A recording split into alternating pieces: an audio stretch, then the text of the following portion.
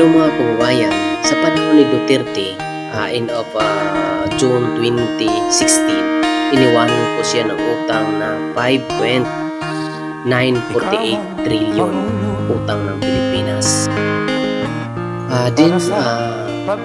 End of December 2019, naging 7.731 trillion pesos lamang. Sa magnanakaw, Sa 3 taon at kalahati, nakautang lang po si Duterte ng 1.78 trillion pesos. Ikaw ang mag-aahon. Then kay Bongbong Marcos, end of September 2022 sa kanyang pag-upo, ay mayroong utang ng Pilipinas 13.52 trillion pesos.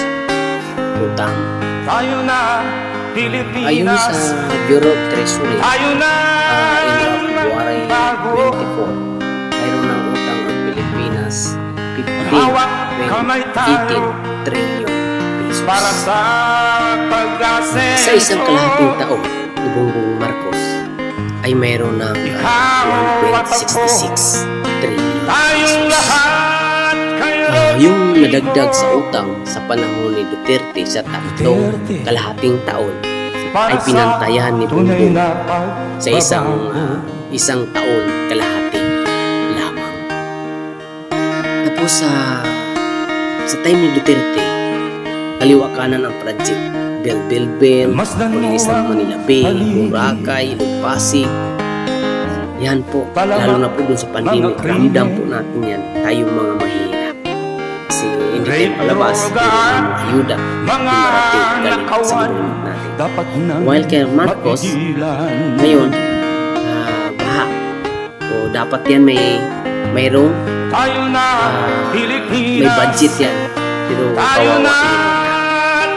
Sana yung 5,500 na flood control? Wala. Umuulan pa lang, utang na naman. Ganyan. Yan po, tatak Marcos. Magising na po tayo.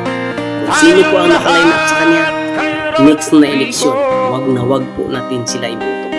Kahit na marami po silang pera, tingnan nyo, babawiin talaga nila yan pag sila ang manalo. Doon po tayo sa subok na. Ngayon, sinisiraan kasi maraming nagawa sa bahay. Yan po, Duterte.